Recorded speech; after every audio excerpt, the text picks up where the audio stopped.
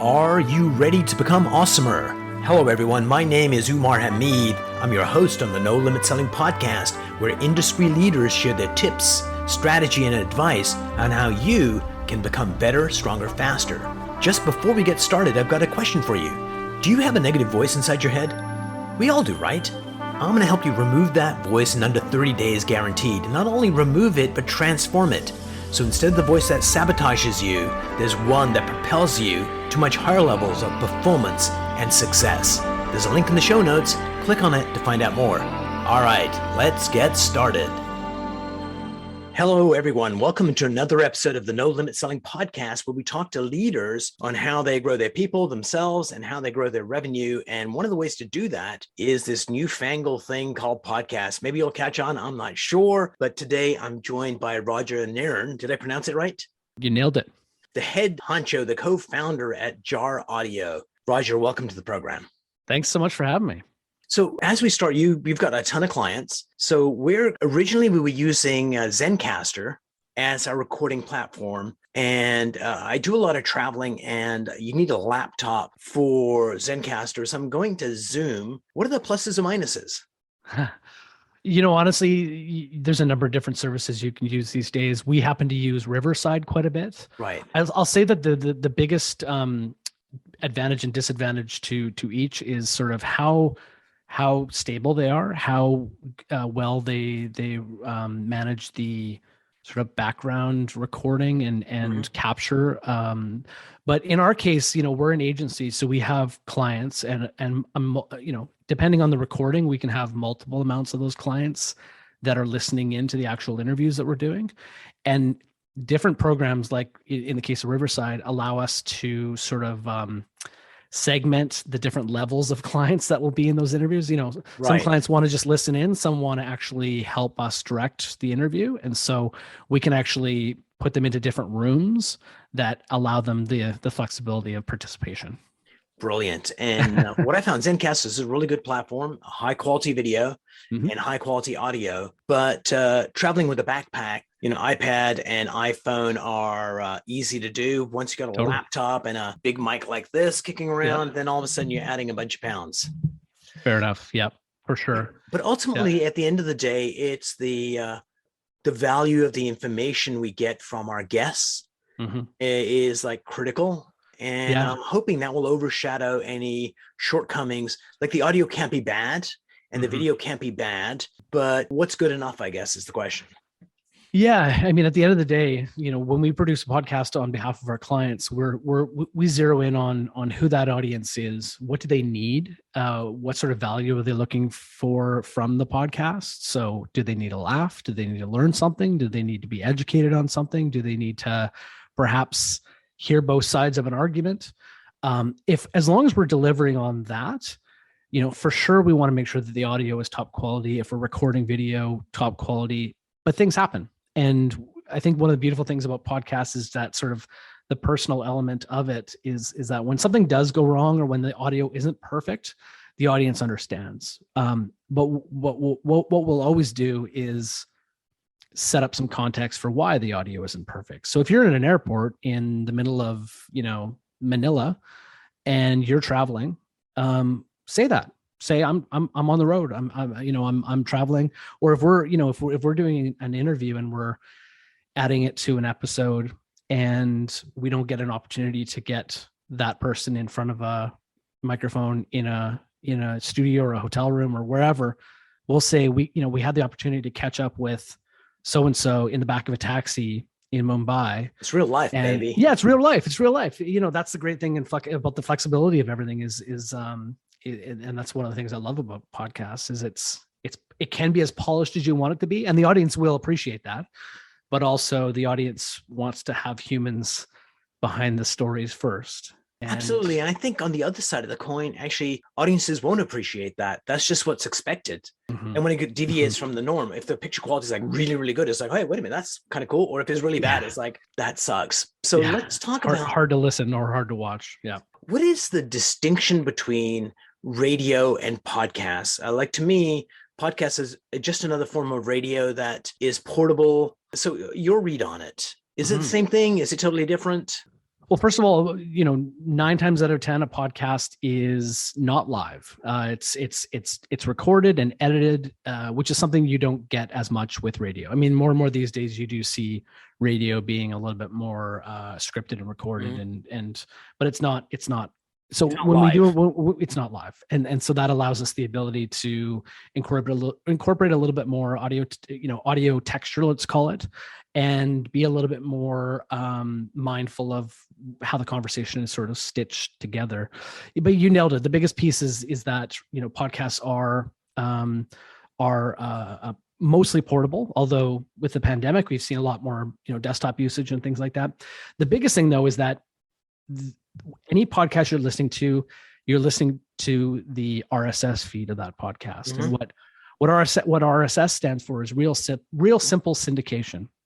And essentially, one way to look at it is that you're subscribing to a feed, and anytime new content is added to that feed, it's automatically being pushed to you. So that's something you don't get with radio. Radio is a very much, sort of appointment style listening. Now, sometimes you'll listen to an old episode of a radio broadcast, but then the question becomes, at that point, does it become a podcast?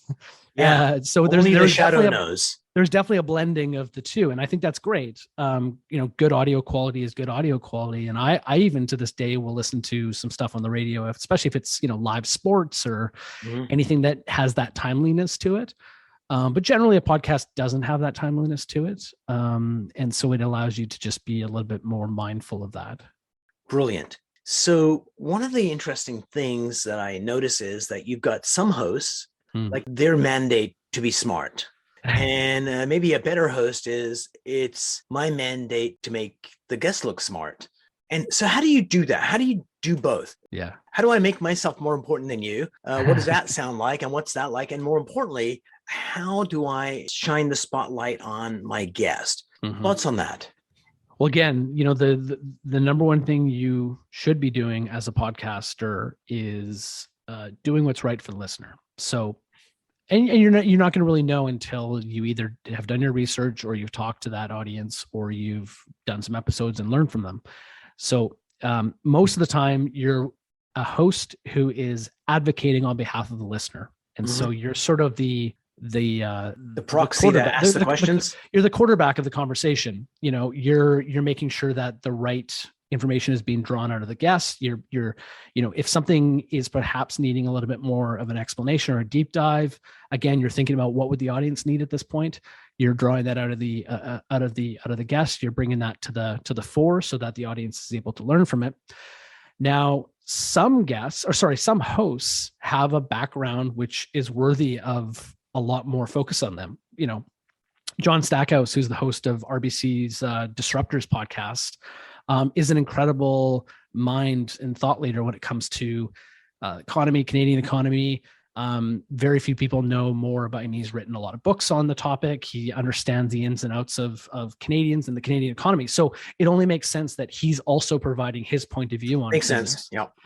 If it's a more sort of like celebrity driven type show where there's more of like an entertainment aspect, yes, you're going to get great content from the guests. But if your host is a comedian, they're also going to be funny, and that's also going to be entertaining for the audience as well. So again, it very much goes back to what's right for the audience, and then you deliver it that way.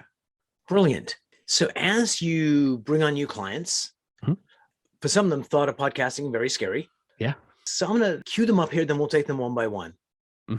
2 is they need to learn the craft of being a good host. And 3, if a tree falls in the forest and no one's there to hear it, did it really fall? Like if you did a podcast episode and nobody heard it. So how do we get audience? So number 1, the fear. Number 2, the skills. Number 3, the expansion of your listener base. Yeah. So going to the fear side of things, at the most naked form of what we're doing is telling great stories and delivering great content to the listener. Now, how we deliver that is going to be up to a collaborative effort of my team and the client. And clients can be as involved or as little involved as possible. But similar to writing a blog post or producing a newsletter or putting social content out there, it's going to come down to sort of what are we trying to accomplish and how do we want to accomplish it. And so we have a really strong program. It's an 8-step program that we apply to not only the show, but every episode as well. So clients are tapping into us as a service. We're working on everything from the concept to the podcast, all the research that goes behind it, to finding the right host, finding and booking all the right guests, pre-interviewing those guests, writing all the proper question lines for the actual interview, recording the interview, editing the interview, applying music and sound effects and editing properly, and then the full marketing side of that as well. Your second question around sort of the host, honestly, 9 times out of 10, we will recommend that the host does not come from the companies that we're working with for a couple of reasons. One is generally people are way too busy to be also hosting a podcast. The bigger reason though is that you're going to be too close to the brand, and nobody really wants to listen to a 30-minute advertisement. Mm-hmm. They want to listen to great content that happens to be created by a brand. And we find that if the host is coming from the organization, it's, as much as they're going to try not to, it's just going to stray way too close to the brand. So we actually recommend finding an outside host, and that outside host can be a professional host that we find and hire. The host could be somebody tangential to the business. Maybe it's a customer. I don't know.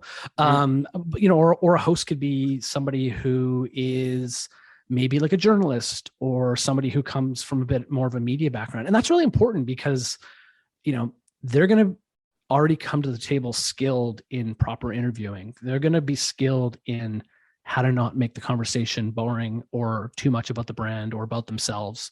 They're going to come with those skills. That being said, if we've, kind of pushed back on a client and they just are adamant that it has to be somebody from their organization, we will work with that person to train them properly on how to conduct an interview, how to ask the right questions, leave enough of a pause for the interviewer to respond, or sorry, for the guest to respond. Give themselves a bit of a crash course on how to have a great interview. I'm sorry, I forgot your third question. It's marketing it. So you create the podcast. So you've got a client, you got a podcast, and how do you get a listenership for it? Yeah. So let's say you're starting from scratch. Let's forget a brand that exists. Let's do a 3-part here. I'm going to put you on the spot. One is starting from scratch. No client base, no email list. Number 2 would be somebody that's got a decent social media presence, mm-hmm. and then somebody giant like Tide or something like that. So in the first case, they have no audience, but they have an idea of who their audience is, or who their target audience they want to be. Let's say realtors. Let's say they're picking realtors. So where do realtors hang out online? Are they on LinkedIn? Are they on Twitter? Are they on Facebook? Yeah, so you do that research and you figure out where they are, and then you share the content with them in those spaces. You can do that organically, or you can do that through paid. There's also, the beautiful thing, which I would apply to sort of all 3 of your scenarios, is that the podcast world is a very friendly world, but also works very much organically with each other. Mm-hmm. And one of the ways that we increase audience size is to kind of do the research and figure out what other podcasts would real estate agents be listening to. Once you figure out what those other podcasts are, you do the legwork and figure out who owns those shows. Most of them have email addresses or ways to contact them. And you reach out to them and you say, hey, we've got this podcast. It's going to have this sort of audience in mind. You have a similar audience that you're trying to reach as well. Let's figure out a way to work together and essentially you barter audience. You barter ways to share each other's audiences. And when I say share audiences, there's numbers of ways of doing that. You could give them an episode of your podcast, which they include in their feed as like a bonus episode that is, goes out to their audience. You could say, hey, I'd love to come on your show as a guest in exchange for you coming on my show as a guest. I could do an ad for your podcast in my newsletter in exchange for you doing the same thing. There's a number of different ways of doing it. When it comes to a client that has a social audience already, you're going to want to share the podcast with that social audience. And then keep in mind that I think podcasters get really focused on sort of the next episode, the next episode, the next episodes.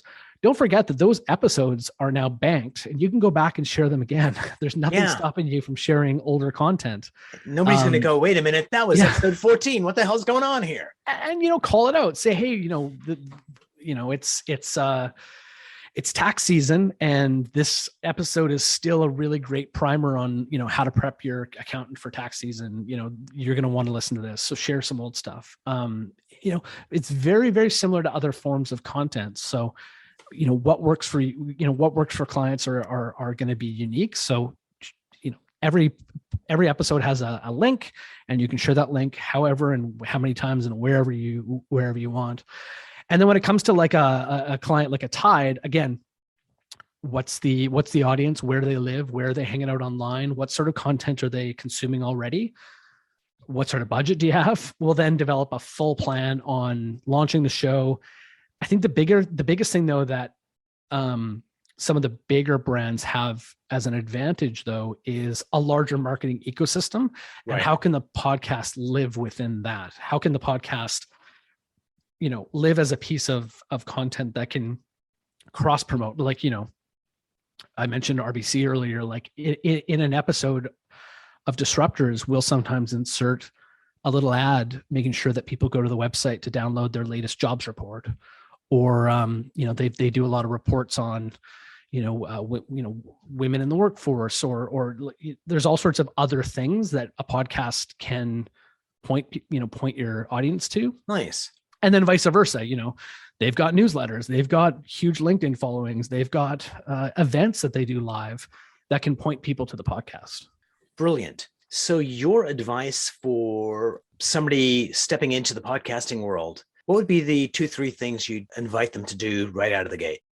Be crystal clear on who your audience is. Even before so, be crystal clear on why do you want a podcast? What's the objective of the podcast? Who's the audience you're trying to reach? And what do you want them to think, feel, and do with the show? Once you're really clear on that, everything becomes a lot more easier because you're essentially telling stories or providing value that's going to benefit, who that audience is. Brilliant. So for people listening to this that want to get on to podcasts as guests, what's a good way to pitch a show? Yeah. Again, being really crystal clear on who you are as a business, as a business professional, or perhaps you're a creative, an artist of some sort. Be really clear on who you are, what sort of value you're going to be able to provide to the listener of that show. So you're going to want to do some research and say to that show, hey, I've noticed you talk about, real estate. Well, I happen to be skilled in, marketing analytics. And I know that's something that your listeners might be really interested in, being that a lot of digital advertising is done in the real estate world. I would love to come on your show and talk about it. Here's some of the things that we can talk about. Here's maybe 5 things that we can touch on. Plus I'm open to talk about whatever you want. Here's my Calendly link so that it's super easy to actually just book something with you right then and there. Maybe include a headshot, maybe include a bit more of an in-depth bio as an attachment. Nice. And just kind of sell yourself. It's kind of similar to applying for a job, showing them why you're the right fit but also doing your homework so that it's clear that you know what they do and what sort of a show they have. Brilliant. So what do you do if you get a guest who's kind of lame? Mm-hmm. So you bring them on and on paper, they look great, but they come on and it's just a dreadful episode that you don't want to taint your brand. So what's a good way of politely not airing it? Well, so we would actually avoid getting to the point where we politely don't air it. So, I mean, we're lucky enough that we have the manpower and the budget with the client where we actually pre-interview all of our guests. Smart. So we'll set up a little 15-minute conversation. Our producer will contact them. They'll just get to know each other and have a conversation. They'll ask some questions. At that point, you're going to know whether they're going to be an interesting interview or not. And if they're not, we'll then go to our client and say, listen, I just don't think this is going to be a good use of anybody's time. And then we'll contact them and gently say, thank you, but we're actually going to go in a bit of a different direction. Very rarely do we ever record something or go to the trouble of recording something and then not using it. Usually if we do that, it's for some other reason, like, there's a bit of a brand safety issue because that person's maybe done something or said something, but I can't even think of any scenario where that's actually happened. So it's always kind of best, but we're lucky enough to have that infrastructure in place and manpower. And bandwidth, yeah. If you're just a one man, operation, then I think it's just being open and honest and saying, listen, I really appreciated our time together. But we're not going to go forward with with using the interview, because I just don't think it's good for you or us. Just being open and honest is the best way to do it. And I think that thing, doing the pre-interview just makes perfect sense, even if you're a one-man show, because it builds a relationship with the person. There's a level of comfort. You can figure out, is there something you want me, like before we started this interview, I had asked, even though we've not done a pre-interview, I asked you, hey, is there anything you want me to tee up? You, and you said, oh yeah, do this. So I think that's just good manners and good radio. The other thing too, Amar, is that when we do a pre-interview, we're taking notes and we're being really mindful of where some great opportunities for further conversation are. And then what we're doing is we're taking those notes and providing it to our host. So the host doesn't typically do the pre-interview. It will be our producer, but we're providing those notes to the host, and we never script our conversations going into an interview. We never do anything sort of, by the script. It's always just copy notes or just script notes, because we want the conversation to be natural. But we'll include those key points. We'll say, hey, make sure you talk about the time that they went to Antarctica and got, and got, face to face with the polar bear. And we'll include that in the pre-interview. So we'll include that in the script, which are actually just interview notes, to make sure that those are things that are asked in the conversation. Highlighted. Absolutely. Yeah. So Roger, how many people in your organization? So there's 18 full-time and about 47 contractors, but that will change on a dime in any second. We've got incredible people. We built the company very similar to a creative agency. I came from the advertising world. I worked for many years at DDB and then Cossette and other big agencies. And so we wanted to provide, great creative, well-produced, incredibly well-produced. So we've got a creative team. Our creative team consists of producers, writers, as well as audio recordists and editors. They then get sort of managed by our project leads, which are fancy ways of saying project managers, who manage the timeline, the budget, making sure all the assets are controlled and clients aware of what's going on and things like that, keeping everybody, keeping the ball moving down the field. That's all supported by a client service team who's responsible for making sure that the client is happy. And then kind of off to the side of that, we've got a full marketing team who are marketing the podcast that we're creating. We're doing media buying, we're doing PR, we're doing artwork. And so we build our project teams very much based on, the client, the size of the project, complexity, because, we could do a one-on-one interview, or we could do a panel style podcast, or we could do sort of a nonfiction sort of narrative style show, or we, documentary style. So it's very, very dependent. We're bespoke, and we don't do anything kind of off the shelf. It's all kind of custom to what is right for the audience. Brilliant. So last two questions before we part company. Number one, Roger, what makes you happy? Oh my God. Right now, I think, my family makes me happy, and seeing my son grow. Cooper's 4. I think the happiness comes from being or feeling just fulfilled, and human connection. Right.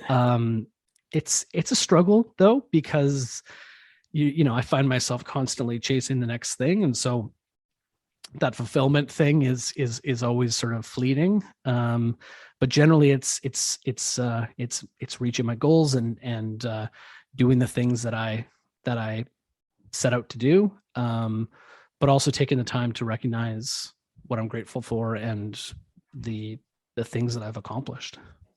Brilliant. I just did a webinar for the Institute for Sales and Excellence. It was 25 ways to be more confident. And a couple of the ways, one was celebrate small wins. And all too often we're looking at big goals, and it's like, as soon as I get there, then it's never as great as we thought it would be. But those small wins along the way just put you in the right mindset. So that's tip number 27. I know there's a really, I don't know if it's a famous quote, but there's a sort of Buddhist monk online that I once saw, and he said, you want to go to sleep in a sea of your accomplishments. Oh, I love that. And it's just sort of like thinking about all the little things that you've done throughout the day. I love that. That's actually really good. That's the smartest thing you said. It wasn't even you, but thanks for sharing. I got more of those. Second one is, what is a mind hack or a tip you could share with people that would make them more productive at work, at home, at play, in love? So go out and get this book. I've read it. It's called The One Thing. And it's really simple. Gary Keller. It's really simple because its whole premise is to focus on that one thing. And we all know what it is. For me, it's going to the gym. You do that one thing whereby everything else in your day or your life or business or whatever becomes either unnecessary or easier, much easier. And for me, it's going to the gym, it's getting up, it's getting the energy going, and my brain starts working, and I find myself just a little bit more focused, and all those sorts of things. So for me, that's I read it probably 10 years ago, and it's worth for sure changed my life. It's awesome. I read it every year. Thanks for sharing that, Roger. Thanks for a delightful time. Let's take a look. That was like 32 minutes. Went by like that. Thanks for being on the show, and looking forward to our next conversation. Absolutely. Thank you, sir.